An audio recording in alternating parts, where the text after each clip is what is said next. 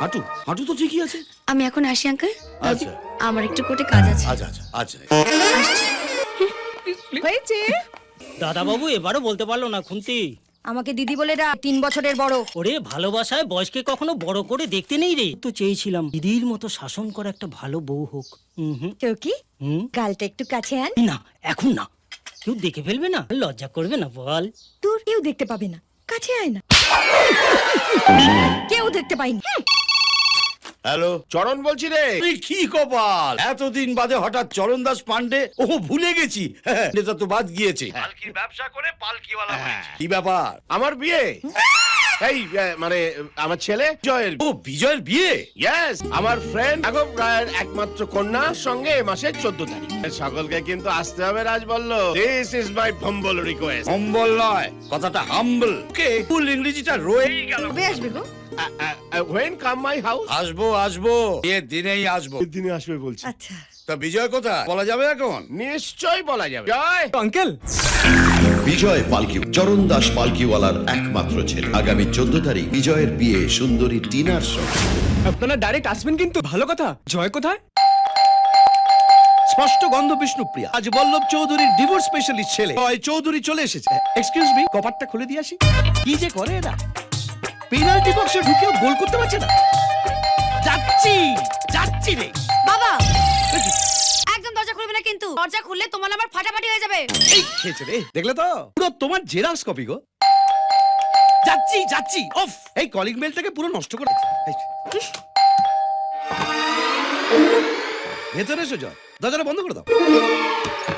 বাবা জয়, এই আঙ্কেলটাকে তাড়াতাড়ি বাবা করে যাও, উপরে চলে যাও। 22টা সিঁড়ি পার হয়ে ডান দিকে 21 পা গিয়ে বাঁ দিকের দরজায় জোরে জোরে আঘাত করো। ওইখানে পিকু তোমার সঙ্গে ঝগড়া করবে বলে অপেক্ষা করছে। না করে আমার মুখের দিকে তাকিয়ে আছো কেন? চট করে আমাকে প্রণাম করে মুভ করো বাবা জীবন, তোমার মঙ্গল হবে।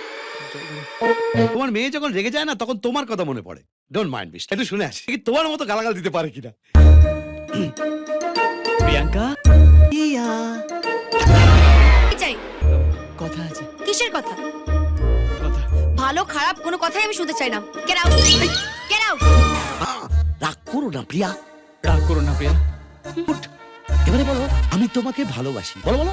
প্রিয়া, আমি তোমাকে ভালোবাসি প্রিয়া। কথাটাকে লিখে বাড়ির দেয়ালে বাঁধিয়ে রাখ। বিয়ের কথা বলতে যে তোতলায়, যার হাঁটু কাঁপে, সে কোনোদিন কাউকে ভালোবাসতে পারে না, পারবেও না।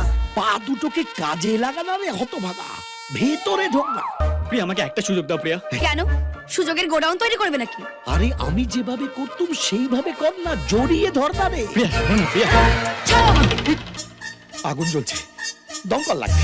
প্রিয়া, আমি তোমাকে ছুঁয়ে বলছি, এবারে বিয়ে করে ফিরে এসে বাবাকে বিয়ের কথা।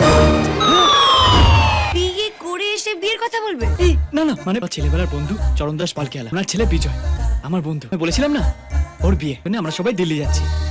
বিশ্বাস করো প্রিয়া, দিদি আমি আমার বাবাকে আমাদের বিয়ের কথা বলে দেবো, ব্যাস। ভাই বলো, এমনিতে হয় না ন্যাকড়া জড়ি, এখানে বলতে পারবে না, দিল্লিতে গিয়ে বল। ফুটে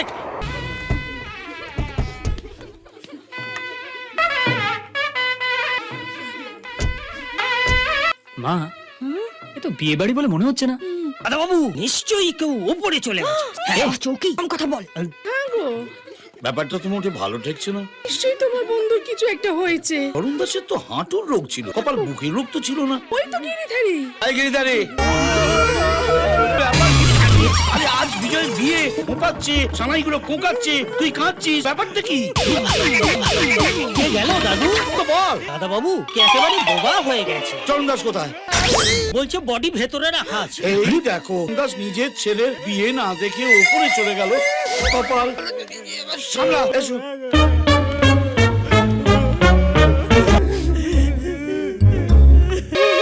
আরে ওই তো চরণ দাস। তাহলে গেল কে? বিজয়ের ছবির সামনে কাঁদছে কেন কপাল? যার বিয়ে সেই চলে গেল স্যার। চাপ।